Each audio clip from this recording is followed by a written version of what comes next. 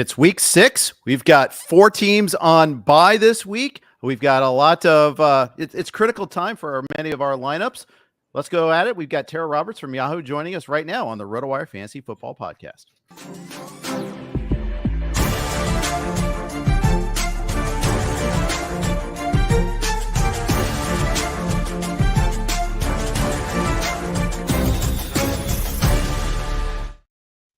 Hey everybody, welcome to the RotoWire Fantasy Football Podcast, brought to you by Underdog, by Vivid Seats, and by Circa Sportsbook. Jeff Erickson here with Tera Roberts from Yahoo Fantasy Sports, host of the Dear Miss Fantasy Podcast as well. And of course, you can follow her on Twitter at It's Tera Time. Tera, welcome to the show. How are you? I'm doing good. It's a fun week 6. We've got stuff to deal with, but potentially some players coming back here. So I'm excited. It's been a fun fantasy season. Yeah, it has. It has. It's heating up offensively too, which is one of the things that I like. Early on, the passing numbers were way down, but the last 2 weeks have really started to turn back up. Yeah, good thing. It kind of scared me to start off the season there. I'm not going to lie there with the lack of offensive production. Before we jump into the week 6 rankings, I got a couple of questions about the teams that are on bye, because there's interesting developments for the bye week teams, starting with the Chiefs. Chiefs, Rams, Dolphins, and Vikings are on bye this week. But Juju Smith-Schuster, I got so many questions on an AMA I did yesterday, so many Twitter questions. Is this for real? Is this something that's bankable? Should you be looking to add him during the bye week? You should. That level of production is not bankable. I mean, that's kind of outside the realm of what we even had with him before when he was at Kansas City. But I think it's reasonable to still expect the same level of production that he had the year prior to leaving for New England, which was he had weekly flex value. It worked. He was a good bye week fill-in, decent target share within the offense. I feel like ultimately we're going to see this offense continue to push forward through Travis Kelce, and Juju will be there. So I'm not buying into this massive level of production, but he's absolutely someone that I want to add. I guess when you kind of think about it, who else is there behind him? I mean, they would have to make a trade. Are we adding Justin Watson? No. Are we dipping back to Sky Moore? No, we're not. So yeah, it's Juju here. He's going to be someone that you want on your bench. Yeah, I view him as kind of like a wide receiver 3 flex play going forward. I put him on like the same tier as Worthy. Maybe if in a PPR league, maybe a little smidge higher, just because I think he goes all the routes, whereas Worthy might be still limited a little bit more. But maybe after the bye, they even introduce more for Worthy too. Yeah, I feel the same way. I mean, the potential of Worthy development, maybe he, he can't fit that Rashee Rice role, but maybe in the similar sense of it took a little while towards the mid to end of his rookie season for Rashee to really take off within that offense. So we've still got some time for Worthy to develop here. Yeah, but yeah, I'm with you. Maybe not that level of upside, just because the roles are very different. Indeed. It's an odd week because so many of the waiver wire targets this week are guys on bye week teams. Ty Chandler with Aaron Jones week to week with his hip injury. Jalen Wright on Miami, who really looked good against New England. They're on bye this week, and we don't know. Etienne may be back from his concussion in 2 weeks. We don't know, but it's hard to kind of handicap these guys. Yeah, Chandler is the one that I'm okay with. I put him on my waiver wire list this week. I'm okay with adding him even on the bye and holding, just because the feel that we're getting from Aaron Jones when they initially tell you that week to week situation, we don't know for sure in terms of how many weeks, but when you get that week to week, it's not unusual to see a multi-week injury. So I'm okay with adding him on the cheap this week, holding and seeing what happens there. Cause Aaron Jones is an older back, so it might take him some time to work back from this injury. Yeah, it's a shame because he looked so good going into before that injury. Just every single game when he's healthy, he's producing. Same with when he came back last year with the Packers too. Just to transform that Packers offense. Yeah, I'm a Packers fan. So heading into the offseason, I was ready to dive 100% into Aaron Jones. I'm not gonna lie, I was a little bit skeptical about him within the context of the Minnesota offense because I didn't know if the pass volume would be there for him. Mm-hmm. But he's been fantastic on the ground. They've adjusted and they have included him in the receiving game. So it's worked out really well for him. Look fantastic. Indeed. I do a weekly radio hit in El Paso and, UTEP guy. So my host always asks me about Aaron Jones every single week. So I have an affinity for him now because of that, I think. Yes. Let's jump into week 6. Let's look at the quarterbacks first. I think it's actually a really good quarterback week again. A couple guys jump out to me. Caleb Williams has had 2 straight 300-yard games. Now he gets the Jaguars in London. How high are you on him this week? Oh, that's perfect. I just did an article on Caleb Williams on the Bears on Sunday, and now I'm writing about Caleb Williams again. So it's a big Caleb Williams week for me. I'm liking the potential upside for him in this matchup here. I know it's been difficult to trust the volume for him because last week obviously took advantage of a good matchup. Week before had the Rams, excellent matchup. Didn't really take advantage of it in terms of volume. So I don't know if we trust the volume there, but he has been rather mistake-free. The progression is going forward. The receiving options are always there. So I like him as a solid streaming option this week. I've got him at QB 14 right now. And that, again, like you said, is just kind of a function of there being so many solid options. You got to include Mayfield. You got to include Justin Fields now. So it's deep at the QB1 position, and Caleb is kind of right on that fringe for me. Yeah, Mayfield was the next guy on my list actually to want to talk about too. So I'm glad you mentioned him.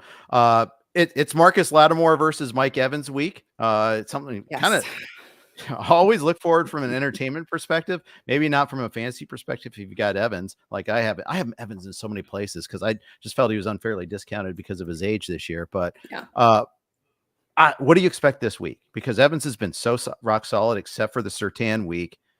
Is this another reprise of him versus Lattimore, or maybe is that matchup evolved at all? No, I don't think it's involved. I think it is what it is at this point. They're both so deep into their career now. So I'm not expecting a lot out of Evans this week, moved him down. But I mean, in terms of how it affects Baker, I don't know if it's a massive issue because, maybe we look last year, Godwin just wasn't the same guy that he is now. He's healthy. He, looks fantastic on the field, and he's able to operate at that wide receiver 1 level. So when I'm looking at this offense and saying, okay, Mike Evans more than likely going to get shut down, I'm okay with still ranking Baker fairly high because I know that he has that upside with Chris Godwin being able to operate as the wide receiver 1 at the same level of capacity. I mean, in the flow of the offense, I was worried about the drop-off with Canales leaving, but the flow of the offense has been fantastic. Yeah. They have so many options. We even saw, the point at which we've got, Sterling Shepard stepping in, like Baker is just kind of dealing to literally anybody out there. So I'm not too worried about it. We had Kadon stepping up a little bit. You've got multiple options in terms of running backs. They can rely on, Rashad White and then lean on the ground game with Bucky Irving. So they've got so many options in terms of how they can arrange this offense. So Mike Evans being pulled out of the picture, I still feel pretty solid in terms of Baker as a top 10 QB. Yeah. It's a very interesting game too, because the Saints obviously are going to be either going with Harner or Rattler, with Carr out for a while. Do the Bucs build a lead because of that there? Do the Saints really try to slow it down any more than they possibly can? I don't know. It's an interesting game flow week for sure. Yeah, and their defense has been able to hold things together, so maybe they can make it not so massive of a blowout there. I don't know. It's just it's weird because again, the quarterback situation is extremely, extremely shaky there in terms of what we'll be able to get. But, Patrick Mahomes had a big game against them last week. Jalen Hurts had a big game. So I don't know. I think we're still going to see good volume out of Baker Mayfield. It's just in terms of how close this game can be that they just continue to light it up. Yeah, I think that's probably the right answer there too. Start your Baker shares if you have them. A guy that you're obviously starting, but you have to be a little concerned about and is not atop my QB rankings for the week for the first time in a while is Josh Allen. Just awful game against your your local team, the Texans. You're a Packers fan, but you're in Houston. He looked terrible, even before the hit to the head. So it wasn't like, and I know he's aching in other places, but is Khalil, does the absence of Shakir make that much of a difference, or what's going on here? Yeah, maybe it makes, a decent amount of difference, but at the same time, you kind of look at his weekly finishes and you're like, okay, we've had multiple QB1 weeks from him, but they've been against Arizona, Jacksonville Jaguars. When he's faced more difficult, or at least at the bare minimum, middle of the road matchups, this is where we've been getting these issues in terms of him being able to put up that volume and the receiving core just not being it for them. So I do worry about this situation here. Maybe he attacks on the ground. There's always the ground game that can kind of pull him up. But I'm like you. I've been pretty straightforward, from this point forward, or from this beginning of the season to this point, in terms of sticking to my guns on Josh Allen, QB1. He's got the upside across the board. He can pull through despite difficult matchups. But in this one right here, I am pulling back a little bit, and it feels weird pulling off of him. I mean, it's Josh Allen. You're not pulling off that much, but at the same time, the receiving core just isn't giving exactly what Josh Allen needs to give him that QB1 upside in difficult matchups. Yeah, it really is in a tough spot on Monday night against the Jets, who you're going to get the new coach bounce and everything. It's going to be a wild, and Allen's traditionally struggled against the Jets too. So I think it is going to be kind of a tough spot. One more QB question. That's CJ Stroud. How much does the absence of Nico Collins crush him? It hurts a lot. Not too much here. Moved him back just a tiny bit, but I'm not going to punish him significantly. New England's got injuries and absences on defense. So while they're absolutely a stout defense here, it might not be the most difficult matchup in the world, as we've kind of had with New England's defense in the past. And we've got this also added, caveat of like, it is weird. We've got these teams that they're all having these new quarterback situations. And while you say, okay, that's not defensive, but it does affect the game flow as a whole. So we've got New England starting Drake May here. We don't know what to expect in terms of how much they'll ask of him, what kind of volume they'll push. So this could be another one of those weird games where we've got changes, and CJ Stroud might be a little bit on the riskier side here. Yeah, I think so too. Question from Austin: CJ Stroud or Dak Prescott this week? Who do you got? I have Dak Prescott by one tiny little spot there. Detroit's defense is for real. Yeah, Detroit's defense is for real, but we have seen them get lit up, right? A strong volume quarterback can do that. I expect a bounce back week for CeeDee Lamb here, and it was fantastic to see Jalen Tolbert step up the way that he did, give them another third option there. Rico Dowdle's pulling it together here, so the offense could be hitting a flow here, a little back and forth. Detroit, Jared Goff can absolutely take advantage of this Dallas defense, so maybe we get some back and forth here, some volume for Dak. I don't mind this matchup for him as a top 10 quarterback here. Things have been progressing a little bit better for him, so I would go with Dak over CJ Stroud here. I would too. And I do think, Dak's game against the Steelers could have been so much better, but for those red zone issues early on in that game. Could have been just a really big fantasy game. And I think and you look at his schedule going forward, I really like him going forward too. So I think it's going to kick in again, kind of like similar to last year. I think, you're going to see a good second half Dak. So I really like that a lot. We're going to talk running backs, but first, got a quick note from our good friends at Underdog. We're proud to partner with Underdog for the NFL season. Underdog is the easiest place to play fantasy sports. It's also the fastest growing fantasy app in the industry. In addition to their popular best ball contests, Underdog also offers great DFS pick'em games. Pick whether your favorite players will have a higher or lower stat total in this week's game for a chance to win big. You can win up to 1,000 times your money in a single night by picking between 2 and 8 players to build a pick'em entry. We're going to talk about Jordan Mason in a second here with this Thursday night matchup against the Seahawks. Whether that you can build off of that, you can take a look at their projection and go higher or lower on that if you'd like. Sign up with RWNFL to claim your free pick plus a first-time deposit offer up to $1,000 in bonus cash. Visit UnderdogFantasy.com or find them in the App Store. And don't forget to register with my promo code RWNFL to claim your free pick plus a first-time deposit offer up to $1,000 in bonus cash. Must be 18 or older, 21 or older in Massachusetts and Arizona, 19 and older in Alabama and Nebraska, and present in a state where Underdog Fantasy operates. Terms apply. Concerned with your play? Call 1-800-GAMBLER or visit www.ncpgambling.org. In Arizona, it's 1-800-NEXT-STEP or text NEXT STEP to 53342. In New York, call the 24/7 HOPE line, 1-877-8-HOPE-NY or text HOPE-NY. Big thanks to Underdog for their sponsorship all podcast season long. I'm here with Tera Roberts. Follow her on Twitter at It's Tera Time. You can find all of her content, YouTube, podcasts, Yahoo, you name it. She's there. Tara, let's talk running backs. I alluded to it with Jordan Mason. Lost his first fumble last week ever in the NFL. Kind of starting to slow down the last couple of weeks, but Thursday night running back play is coming here with Seattle. How high are you on Jordan Mason this week? I mean, I feel like maybe I'm a little bit too high here on him, but I've still got him at RB2 this week. Again, the volume was low, fumble was lost, touchdown didn't happen there. But at the end of the day, still averaged 6.4 yards per carry. There was no issue. He wasn't stuffed or anything like that. It's just that we had a day where they were finally able to integrate Brandon Aiyuk and really thrive from a pass perspective there. So not really shocking. We could get a little, obviously, good back and forth here with Seattle. If I'm not worried about Jordan Mason at all, he's been so consistent in terms of the level of output that he's had in this offense. There's some things that I wish I could get like a little more out of him, a couple more check downs here and there. But overall, you can't ask for a more reliable, oddly enough, backup in terms of him taking advantage of any volume that he gets and having that true top 5 upside on a weekly basis. Yeah, exactly. I'm with you. My difference between your rank and my rank is fungible. I'm at 4, you're at 2.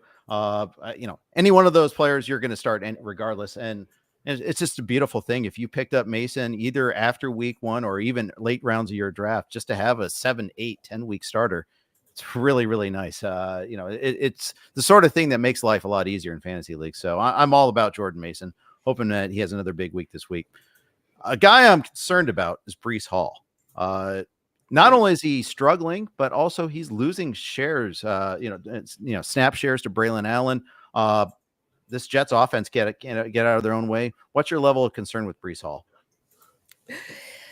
Oh, I mean, the level of concern for the Jets as a whole is kind of massive here. Yeah.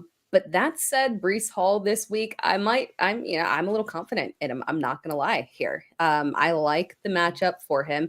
The level of involvement here from Braylon Allen is obviously concerning. It's taken the top off here. We were hoping for, games where he was getting well over 15 attempts on a regular basis, hitting that 20 mark, also getting the receiving work. And that combination is just not happening. So it's taking off the top for that RB1 upside. But when I look at this matchup with Buffalo, logically, if I'm the Jets and I'm thinking logically, and I guess that's where the problem comes in. If you're logically approaching this from a coaching and Aaron Rodgers perspective, you don't want to attack Buffalo through the air. That is where they have been extremely solid. They're vulnerable on the ground. We saw it, obviously. Now, Derrick Henry is a different kind of beast, but we saw it with Derrick Henry. We've seen it with multiple running backs able to absolutely demolish them, and just you can win it on the ground. You don't have to go out there and light it up through the air. So if the Jets are able to stick to a logical game plan here, which is maybe like a 50-50 bet here, I do anticipate maybe the best performance from Breece Hall thus far early this season, because it's been tough sledding for him. They've been difficult matchups. And I feel like this one right here, it's not a matchup that gives you a break for the entire offense, but for the run game, that's where you want to lean on. My only fear here, again, as I talk about the chaos that the Jets are in, my only fear here is that what if Aaron Rodgers gets out there and this is the first game post Robert Saleh? He's feeling, large and in charge of this offense here with him and Nathaniel Hackett. And instead of doing the logical thing and saying, hey, we're going to attack these guys on the ground because that's the best way to attack it, we get a situation where he is pushing a little more pass volume, trying to prove something, trying to prove that he's still got it and this is a matchup that he can overcome. And if that happens, then we might be in for a little bit of pain with Breece Hall, but cross our fingers. If they approach this the correct way, this is a high upside opportunity for Hall. Yeah, I would have been a lot happier had they replaced Nathaniel Hackett than Robert Saleh. But then again, they were talking about Todd Ferguson as the guy that might be calling plays, and his experience as a play caller with the Titans wasn't so great. So I'm not even sure that would have helped. You had a great string of tweets about that yesterday too. That was fun. But there's a lot of people in on that party there, but yours were particularly good. So I enjoyed that. Let's talk a little bit about the Jacksonville Jaguars running back situation. Tank Bigsby versus Travis Etienne. I actually have Tank Bigsby ahead of Etienne this week. Where do you stand? I don't blame you on that one. I haven't gotten to that point yet, just because with Tank Bigsby, I do kind of worry. Now, granted, this is not a bad matchup overall, in terms of Chicago being better, another team that is better to attack on the ground. If you're going to attack them one way, don't do it through the air. My only concern here is if Trevor Lawrence struggles to not even take advantage, just to competently compete with Chicago, and Caleb Williams is attacking this. We talked about him. It's a great opportunity, great matchup here. If they manage to jump out on this Jacksonville team, I do believe from a playing from behind perspective, that probably still benefits Travis Etienne more from a pass catching perspective if they're running in, if they're having to abandon the run, unfortunately. That's my only concern here in terms of me not moving Tank Bigsby up a little bit higher than Travis Etienne, but I've dropped him back, man. Etienne has fallen back. It's not as if I was ranking him high to begin with, because I feel like the writing was on the wall even heading into the season here. So this was somebody that I have no shares of, because it just didn't feel like a good situation, unfortunately. So he's fallen back as we progress through the week, and maybe we, get some more coach speak that maybe tilts his Tank's way. I can move him up a little bit, but I do have Travis ranked a little bit higher just because of the matchup situation. Yeah, I can see that for sure. And I think you make a really good point about the game flow and how that might project to be. Especially if we were talking about Caleb Williams earlier, if he's feasting on that Jacksonville secondary, that might require a little bit more passing situations there. But yeah, I have 19 managed leagues and I only have one share of ETN. And that was only one where he slipped because I wasn't paying the second round price for him. Right. Exactly. Yeah. And I got him in a super flex league where values are weird, and how that goes. But I have Etienne in my 20s this week. It's just no faith right now. Same. But I think, PPR leagues, he might find a way there. You mentioned Rico Dowdle earlier, and I think this is interesting because the Cowboys running back situation has been considered, has not been a positive projection all season long. Dowdle's actually established himself the last couple of weeks. No longer are we hearing cries for people to activate Dalvin Cook. I don't think that's ever happening. I think he's this year's Leonard Fournette. But are you comfortable starting Dowdle like in the top 20, top 25 running back the rest of the season? I am. Yeah, I went ahead and this week I've got him ranked at RB20, and I feel like that says a lot considering that this is not a good matchup. We've had some instances where, we've had a running back able to take advantage, but overall, Detroit has been a terrible matchup for running backs in general. But that said, Rico has really shined and taken over. I was, concerned that McCarthy would be apprehensive to move off of, a decent amount of volume for Zeke, but to their credit, and I hate to say it as a Packers fan, I hate saying to McCarthy's credit, but this is the second season in a row where I've had to do that. Like when he turned things around with Dak and CD last year and say, well, to McCarthy's credit, I'll give him that, man. He's 100% okay with changing and adjusting according to what's the best path forward with his players. And with that said, I feel like we're looking at another strong volume opportunity for Rico. Maybe not solid yardage here, but maybe we finally see touchdown opportunities on the ground increase for him here. Get a good back and forth here in this offense, in this offensive matchup between these two teams, some goal line opportunities. I can see him turning out another top 20 week here. So I'm good. Low end RB2 feels like a safe range rest of season for him. Yeah, I'm impressed with the adjustment on the route he made on the touchdown catch too. That was something that caught my eye a little bit there last week in the Sunday night game. I'll worry about you, by the way, if you say to Joe Barry's credit. That's when I'll worry about you as a Packers fan. I work with a lot of Packers fans, and that's a curse word there for many of them there. So that's online.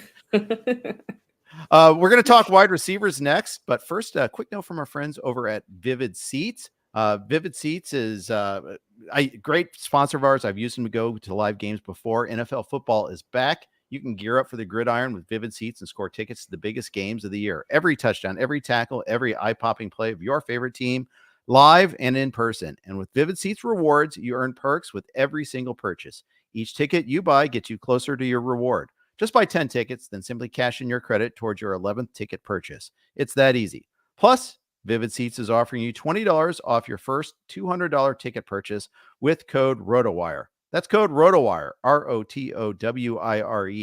From the upper deck to the front row, Vivid Seats has great tickets for all the 2024 games that matter to you. Just visit vividseats.com or download the app today. Vivid Seats, experience it live.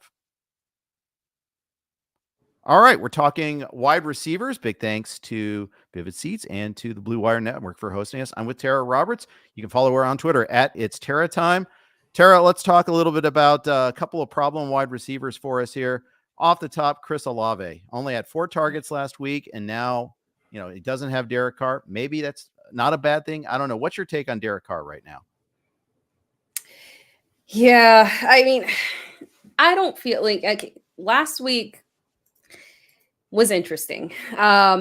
If Derek Carr was in, I wouldn't really take this week or last week to heart and say, hey, last week was a difficult matchup against Kansas City. It's going to happen. Olave had been very reliable in terms of volume up until that point, with the exception of that first game of the season. So I didn't feel like he was absolutely going to blink us in that situation. But again, it is a difficult matchup, and I don't feel like it was unusual to see him kind of take a back seat and Rashid just be the better option for Derek Carr there.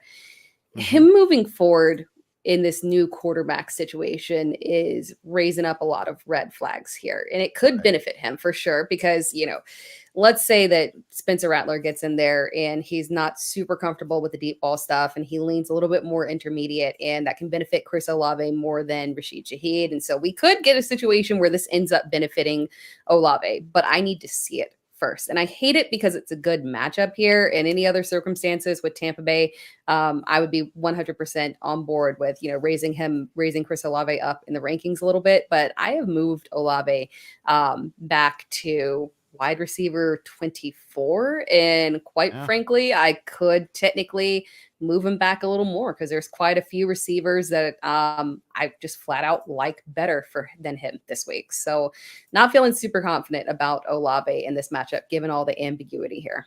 Yeah, similar vein. I have him at 21 and don't feel great about it. Like George Pickens, who's losing snaps, is right below him. I could flip-flop that. Brandon Aiyuk, I never know what to expect out of him. Jamison Williams, I love the talent, don't trust the volume. All those guys could just leapfrog him very easily. Same with Amari Cooper. I mean, go down the list. There's a lot of kind of either or situations there. So I love Olave's talent. I just think he's so good, but at some point he's got to get unlocked. And you just got to wonder, like, there's been these select games, but even when Carr's fully healthy, it hasn't been what I've expected. Yeah, I mean, even dating back to last year, the consistency just isn't there. The touchdowns aren't there, unfortunately. It's just one of those situations where, he's in his Terry McLaurin era right now, unfortunately, and he's got to wait maybe a few more years, unfortunately, for his Jaden Daniels to come and unlock the talent there. Yeah, I agree. All right, Terry McLaurin. He's been awesome. He's been unlocked with the deep ball the last couple of weeks. This week he faces the Ravens. The Ravens have the internet. They have film. They can see. You don't let him go solo on deep patterns. You just don't. But at the same time, they've done such a good job of scheming him open the last couple of weeks. Where are you on Terry McLaurin this week? Is he an automatic start? He is for me. I've gotten pretty comfortable with moving him up. I think I'm a little bit higher than general consensus on him. I've got him at wide receiver 15. It's a little aggressive this week, but this is much to Jaden Daniels' credit here. And really the matchup as a whole, it's not a good matchup here. Baltimore's defense has, started off a little bit shaky. They've come around recently. But this one is more of a game flow kind of thing for me when I'm creating a narrative here around why I think that the volume will stick with Terry McLaurin in this matchup. I mean, it's Jane Daniels versus Lamar Jackson. And I feel like this is a beautiful matchup where both these guys are going to be showing off both on the ground and through the air. And I don't mind this matchup for Terry McLaurin, leaning into it. Again, we've got, strong running back performances in general out of Washington, but they've really been balanced, overall effective. Cliff Kingsbury has the offense humming. He's really adjusted the game plan to fit Jaden Daniels very well, inclusive of Terry McLaurin, getting creative with him. So I like it overall. I'm leaning into it and I'm trusting it. He has been very solid, dependable as a wide receiver too. And typically he's been in that kind of wide receiver 3 where we're just kind of crossing our fingers and hoping that something can pull through in terms of volume here. But the fact that we've seen multiple 100-yard games out of him has been absolutely incredible at this point. I'm feeling very comfortable with it, and I've moved him up because I'm in my happy place with Terry McLaurin. I've rostered him in Dynasty, and I've been waiting for this moment here. So it's been a long time coming, and yes, just feeling super positive about him moving forward. We can keep rolling with Ohio State wide receivers since we've done Olave and we've done McLaurin. Let's go to Marvin Harrison Jr. Only 2 catches last week. He's looked awesome against the Rams. He hasn't been as utilized as heavily in other games. This week against your Packers, how do you feel about him? This one is a weird one. I haven't moved him down significantly, but he is not a wide receiver 1 for me in this matchup because the Packers do ultimately have the ability to shut down a wide receiver if they choose so. We've seen it multiple times with elite wide receivers. They can do it. The addition of Xavier McKinney has been absolutely fantastic for their secondary. Yes. Marvin Harrison has been fascinating because I feel like in these games where he's thrived, he's gotten out to these early first quarter starts. And then all of a sudden, he just completely disappeared. You mentioned the LA Rams, where he got all of that volume immediately at the start of the game. And then there was literally nothing else. So when you're kind of looking at it and then saying, okay, let's compare this to Kyler Murray's stats here, I feel like the Cardinals are being very conservative with volume. Oddly enough, I guess they feel comfortable with James Conner. Who wouldn't? He's been fantastic. They're very balanced. They're leaning on the ground game and they're not pushing aggressively with Kyler Murray through the air. The best we can hope for here is that we get a little bit more back and forth between Kyler Murray and Jordan Love. The score gets run up a little bit and maybe they're forced to come off and push a little bit more volume. But I think the lack of volume for Kyler Murray is what's really been affecting Marvin Harrison Jr. It just seems like maybe it's kind of the strategy that they're taking from a game plan as a whole, because Kyler hasn't been out there chucking the ball, throwing interceptions, inefficient, bad completion rating. It's been fine. He's looked fine in terms of efficiency. They're just not giving the volume. And unfortunately, it's massively affecting Marvin Harrison. Yeah. And I think so long as James Conner is healthy and effective, that's going to encourage him to kind of keep going that way. Because last year we saw the two night and day with and without Conner, how much different this offense is. It's been terrible for Trey Benson too, for that matter. But I have a lot of Conner plus Benson, and Benson's not even seeing the field. And now I'm running into bye weeks like, I need the spot, but I don't want to lose my backup there to him. It's a tough spot to be in there, but it's affecting everything there. We'll go to a different college alumni base there. LSU, another great wide receiver factory. And we'll talk a little Brian Thomas Jr. I mean, how high is the ceiling for Brian Thomas Jr.? I mean, it's ultimately top 10 wide receiver. And I felt like Brian Thomas Jr., it's so funny this offseason. Pre-draft, I was kind of a little bit skeptical because, hey, we've been burned by a wide receiver 2 from LSU in the past. It didn't work out the way that we had hoped with Terrace Marshall. But as we progress through the offseason, and particularly in preseason, the way that Brian Thomas immediately popped, I snatched up all the shares that I could in redraft on that one, because it just felt like he was, other than Malik Neighbors and Marvin Harrison Jr., he was the guy who was going to immediately step into a wide receiver 1 role, crossing our fingers with Trevor Lawrence, making a little bit of a leap in terms of volume.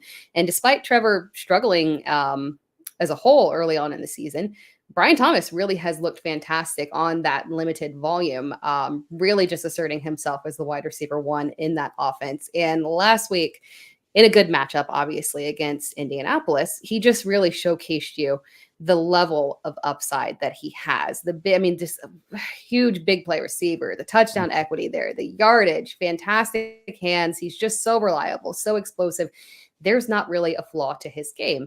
And you kind of look at him in the context of the Jags offense just being a complete mess overall. At the same time of them struggling as a whole, Brian Thomas hasn't had those, big fluke games. He's been, generally speaking, a, wide receiver 1, wide receiver 2, and half PPR aside from, one bad performance here. He has been incredibly reliable. He's just been producing on low volume. So if we start to see this turnaround from Trevor Lawrence and get him, on the right track in this offense, ultimately Brian Thomas has the same level of upside potentially that Marvin Harrison has if he can just get that quarterback situation figured out. All of the talent is there. You just got to get Trevor Lawrence. I'm a Clemson alum, so I'm crossing my fingers on that one. We just got to get Trevor Lawrence on the right track, but he's asserted himself as the clear wide receiver 1 in that offense, thriving. The upside is massive. Yeah, finally we saw Lawrence connect on the mid to deep balls that he had been missing the previous couple of weeks. So you like seeing that a little bit. Wonder if it's just a matter of him having time enough to throw. That offensive line has been shaky at best. So we'll see. But one other wide receiver. Well, it's a pair of wide receivers I want to talk about. I want to talk about the Niners wide receiver combo because I get whipsawed on these guys. I can't pick it which week is going to be the Aiyuk week, which one's going to be the Deebo week. Do you have any sort of shorthand for help figuring that out? I wish that I did here. Aiyuk is not the one that surprised me. Him getting off to that slow start did make sense. Again, you get these contract situations and, you say you were working out, but to what degree were you really having that same level of involvement that you would have in training camp and preseason? Not to the same level. So when you're looking at him in that slow start, it does kind of make sense. Deebo's has been a bit alarming for me. Yeah. And it's alarming because we've seen it before from him where he admittedly, the last season he said, hey, prior season, that was on me. My effort level wasn't where it was. My preparation wasn't where it was. He was honest and very clear.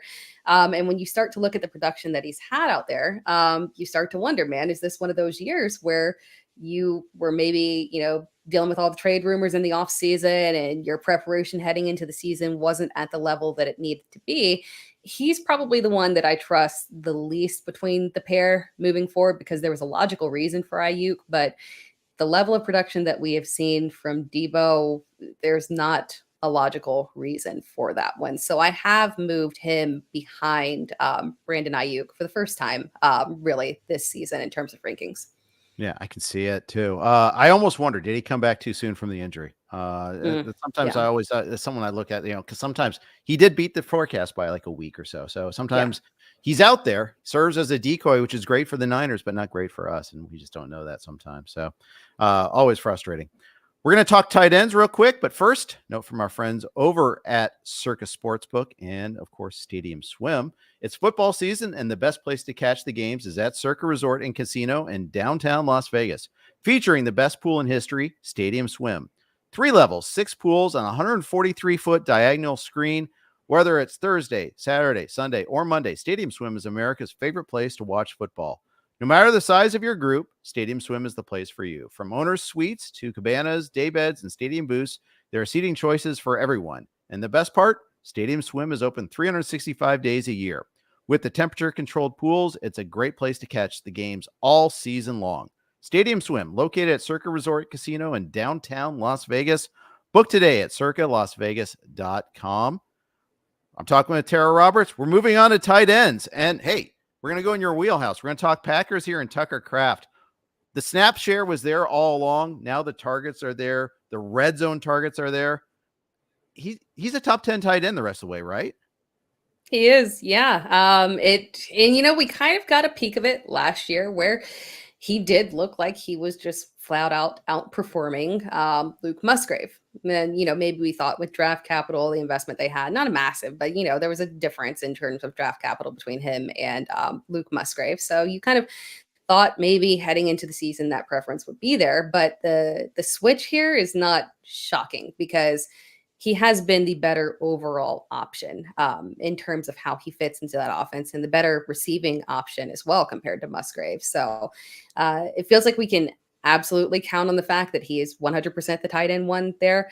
The volume has been solid for him. And oddly enough, in an offense where we were kind of worried about the volume being flat across the board and who would pop in this offense, it's starting to look pretty clear in terms of the guys that we can trust in this offense. And you've got Jaden Reed, who's trustworthy on a weekly basis, and you got Tucker Kraft, who has popped up and been very consistent. And, we're not going to get this level of production out of him on a weekly basis. He's been on a roll here with the touchdowns. Obviously, that counting on touchdowns is in general not something that you can do. Right. But the way that tight end is right now this year, looking at him and the way that he's able to get it either through volume or through touchdowns, the reliability that he's had, the matchups coming up are also tight end friendly as well. Yeah, he'll just continue to move further and further up in the rankings, especially with Christian Watson out as well. Yeah, absolutely. I think even when Watson returns, I think the genie's out of the bottle. I think you just got to keep using him in the red zone at the very least. I love that catch and run he had against the Rams last week. That was a beautiful thing. I started Kraft over Kyle Pitts in a couple places last week. There we go. Yeah. And even though Pitts produced, I'm putting Kraft pretty much over Pitts the rest of the season. Same. Mm-hmm. Yeah. How much did Pitts regain your trust on Thursday night last week? Not much, but I mean, the trust never really left because I was kind of on the side where, people were like, are we dropping Kyle Pitts? Are we moving on from him? I was like, no, who exactly are we dropping him for? I mean, at that point, you could drop him for a Tucker Kraft if, he was still available on waivers. But for the most part, do you really want to be scraping and trying to pull through there? I feel like with Kyle Pitts, difficult matchups, not going to happen. Advantageous high volume matchups, he can get there. So I think he's shown us who he is. Not extremely reliable, but you pick the right matchups where the volume is going to be there and you start him as a tight end one. You don't have to abandon him, but just realize that, this is not a guy who's going to be giving you, 7 receptions on a weekly basis here. Sometimes It's going to be those 3 for games. Yep. And that's the nature of the beast. He's caught in between. He's not a great blocker, can't really line up sometimes as a tight end properly. So he doesn't get the advantage of matchups, but he's too slow to be a slot receiver. And it's just that's the thing that's a little tricky when it comes with him. Favorite pivot if you've got Travis Kelce this week on bye? My favorite pivot, and I haven't checked the roster percentages yet, so this might not be an accurate one, but if he's available, the pivot would be Tyler Conklin. But if people have kind of keyed in on that one, you could also pivot maybe to Juwan Johnson. He's been involved, and the thing that kind of sucks a little bit about that is that touchdowns have kind of sort of been going to Foster Moreau over there. In terms of consistency, I don't know if it's there, but he's present. He's on the field. It's a matchup where, again, we could have the need to chase points versus Tampa Bay, and he's got potentially a rookie coming in here that might be more apt to lean on the tight end versus airing it out downfield. So it's a little bit riskier option, but if you can't grab a Tyler Conklin, then go with a Juwan Johnson if that's the deeper option that you've got that's best option on waivers there. Yeah, it's tough out in the streets. You're not going to find Tucker Kraft every week. We got really lucky that kind of emerged, that he didn't get the targets that went along with the snaps, so that led him to be available for us in a lot of leagues. Not going to get that more often than not. Finally, TJ Hockenson opened up his practice window on Friday. They're on bye, obviously, this week. Did you do much investing in him at the draft table, and how interested are you now? I did in best ball. So I'm very happy to hear that the window is opening up because I was getting a little bit worried. Preseason things, language was a little bit shaky in terms of Hockenson preseason, and it kind of kept making it feel like it was going to be more of an end of fantasy season thing. So I'm very grateful for those best ball share kicking in right there. But yeah, I feel like overall, Sam Darnold, I know some people may be waiting for him to turn into a pumpkin here, but even last week, he, obviously difficult matchup here is going to happen, but, he still persevered, still won the game. Overall, I still trust him. This is odd, it's a crowded offense, really. We talked about Aaron Jones earlier when he is inevitably back. We've got Justin Jefferson, Jordan Addison. It's a lot going on here, but I do expect when Hockenson comes back, if you want to start grabbing him and, holding him on benches, if you've got the ability to do so, I think that at this point we've established that Sam Darnold is more than capable of providing volume to multiple options in that offense. So I'm gratefully looking forward to the return of TJ Hockenson and feeling a lot more positive about it as we've seen Sam Darnold develop. Yeah, for sure. I don't have any of them in my managed leagues because I didn't want to carry the spot all season long. But yeah, I agree with your take that best ball is the place to go to get that. There are obviously dynasties, a different animal there too. So it should be a lot of fun. Tera, thank you so much for all your insights. Thanks for coming on board today. I really enjoyed talking with you. Tell everybody when they can hear the Dear Miss Fantasy podcast and read all your stuff at Yahoo. Well, oddly enough, later to this evening, we are live Wednesday at 7 p.m. EST. I always get my EST to CST. But yes, 7 p.m. EST. It is live. And then you can also listen to it on the podcast version later as well, once it's ready to go. And then you can also catch me on the Yahoo Fantasy podcast as well. I'm talking about some of my make or break players later this week. It comes out on Friday morning. And then obviously on Sunday, the Yahoo Fantasy Football live show every single weekend. So yeah, it's the upcoming schedule is nice and fun. Absolutely. Sounds great. And of course, you can always follow her on Twitter at It's Tera Time, and you'll see promotion for all of her stuff there. So check that out. Tera, again, thank you so much. Good luck in week 6. Appreciate it. It was great talking to you. All right. That's going to conclude today's podcast. Thanks everybody for listening. If you want to check out more, hit that like and subscribe button. And of course, you want to check out RotoWire, go to rotowire.com/pod for that free trial. Take care. Thanks for listening to RotoWire.